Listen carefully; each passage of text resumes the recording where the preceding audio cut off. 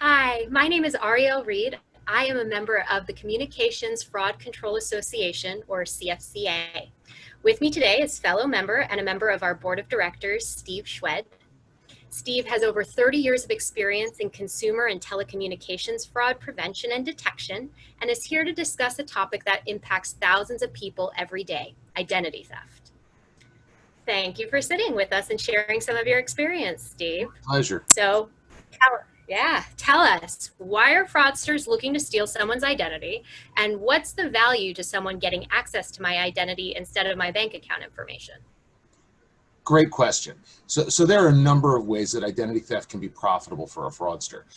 First, if you have good credit and a fraudster can order expensive cell phones or other merchandise on payment or installment plans in your name and using your credit, they can get them off your porch. We call these folks porch pirates.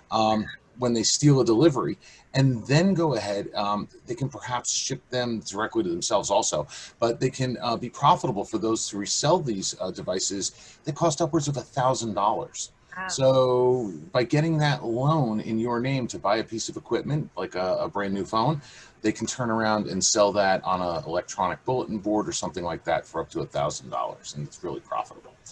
Second, we also see banking scams where someone will have enough information to call your bank and, without you knowing, change the device that you have assigned to your telephone number to one that they have in their hand. We call that SIM swapping sometimes. Then what they'll do is perform a bank transaction using your bank credentials, and that will be verified with a text message or phone call. Because they have your phone number coming to them, they can go ahead and verify that transaction, and you may not even be aware that your phone is offline and the transaction's occurred. So you need, until you check your bank balance, you may not even see this going on. So there's a lot out there that can be done with a little bit of information and taking control of your phone. Wow. So there's like this big pot of gold at the end of the rainbow for these bad guys. How can Steve, how can this happen? Are my credentials unsafe? You're making me feel really scared here. So usually we find that there's some form of social engineering over the phone, or phishing, and that's spelled with a PH. It sounds like phishing, but it really isn't phishing, like with an F that we would say. So imagine you get a phone call advising you that you're being overcharged by a utility or a credit card, or they're going to offer you a lower interest rate on your credit card, perhaps. Maybe even there's a cell tower outage in your area. They're all common attempts by the fraudster to get sensitive information, promising a reward or prize of some sort. Everyone wants to get a credit to the utility bill, right? It's always sounds attractive. A few questions in, and before you know it, the fraudster's asking you sensitive personal information that can be used to either get credit in your name or something similar. We've even heard of customers giving bank information to get a credit sent directly to their checking account, and provided the bank routing number and an account number.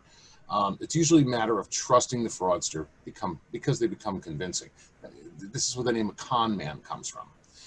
The other thing we often see is that a customer is responding to a bogus email that directs them to a click here sort of situation, where you can click here and sign in to your account and give certain information.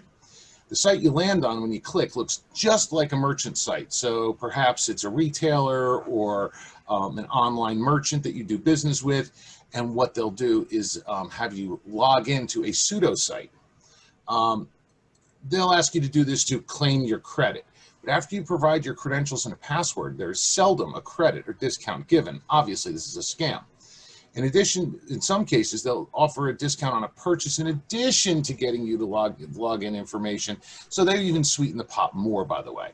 So when you get through the process here, they'll even ask you for a credit card to pay for shipping.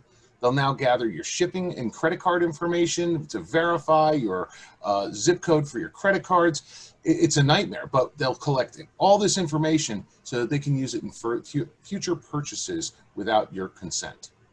So it sounds to me like these scammers are getting really good at tricking people into believing that what they're interacting with is their bank or whoever it is that the fraudster is pretending to be. So how can I tell? Like, how do I protect myself from these bad guys and tell when someone's trying to rip me off?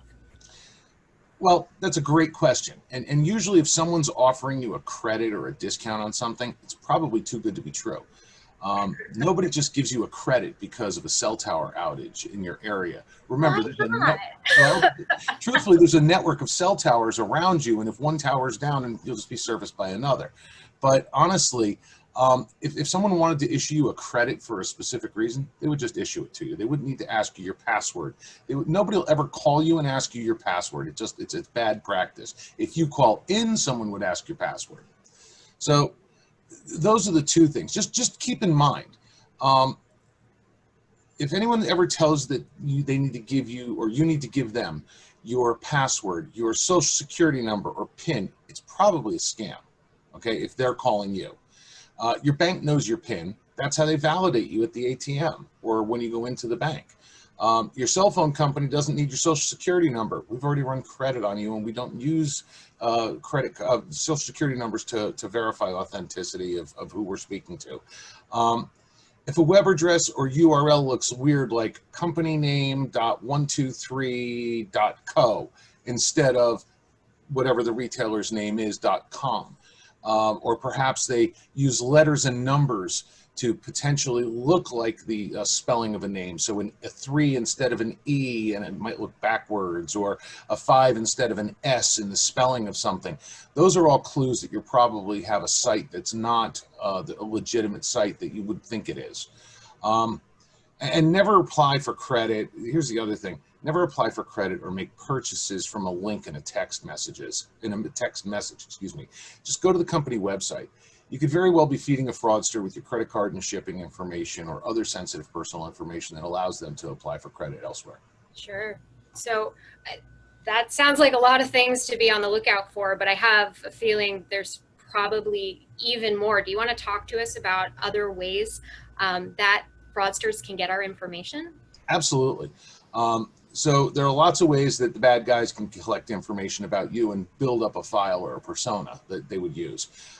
There are information brokers on the dark web that collect data about you. They will go ahead and purchase it or collect it from other hacks or security breaches that occur.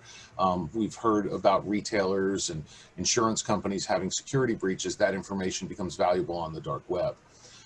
There's malware that's often embedded in free games. I love that.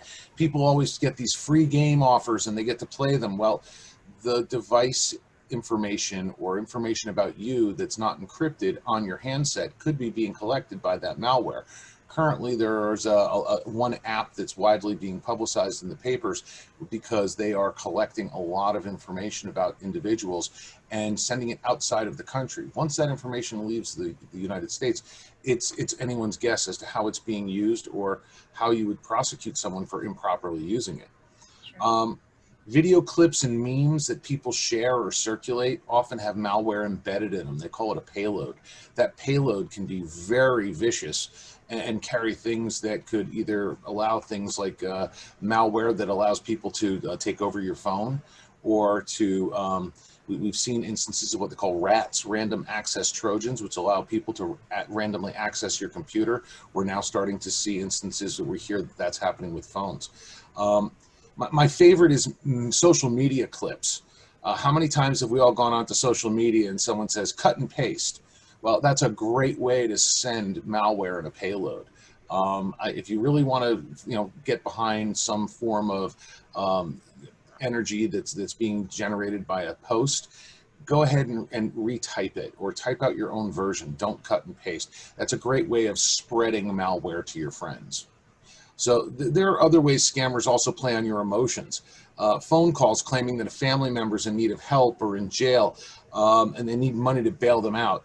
We've talked about ransomware and random access Trojans, where people will try and take over your computer or tell you, "Hey, I've got your bank information," and now all of a sudden you're concerned.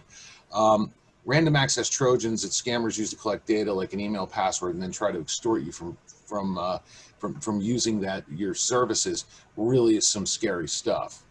Yeah, my grandparents actually this last year got one of those phone calls saying my little brother was in jail and he needed to be bailed out, and they had someone on the line just crying, pretending they were my little brother, and it ended up being a scam. So It that plays one on their hit emotions. really close to home.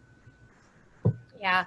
So obviously that means that these scams, they're not just happening on my computer, they're happening over my handset, my device. Like really now in COVID times too, since we're all living at home and using our devices a lot more, I'd imagine it's pretty risky.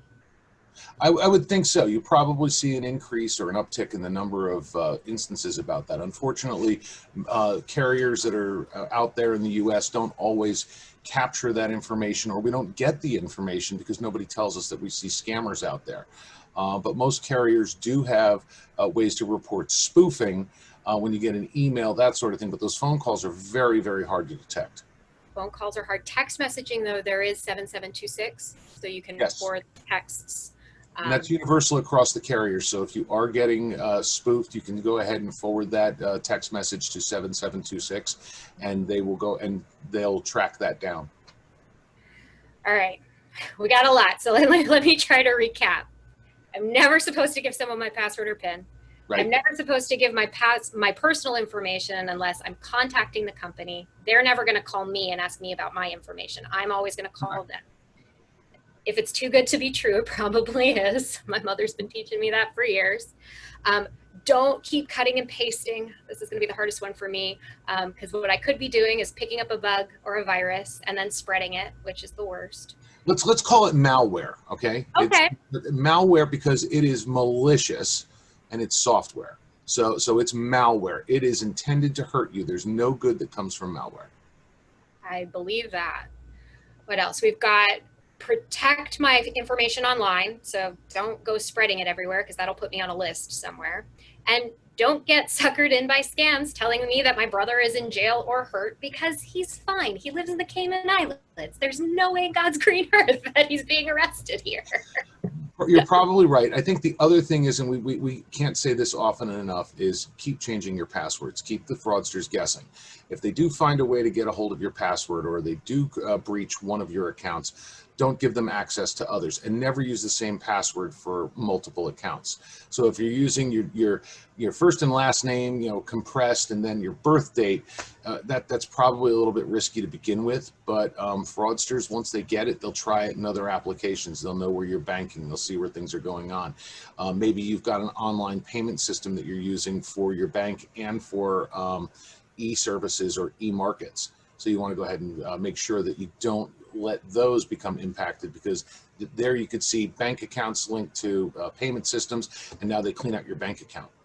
So there's a lot to look out for there.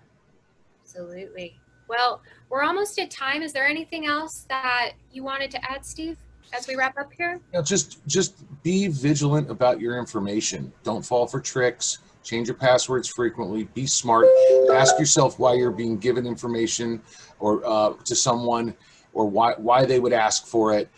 Use biometrics whenever you can. So if you have a phone that uses a thumbprint or a computer that uses a thumbprint, use that so that it's not out there and being used. It very often will help.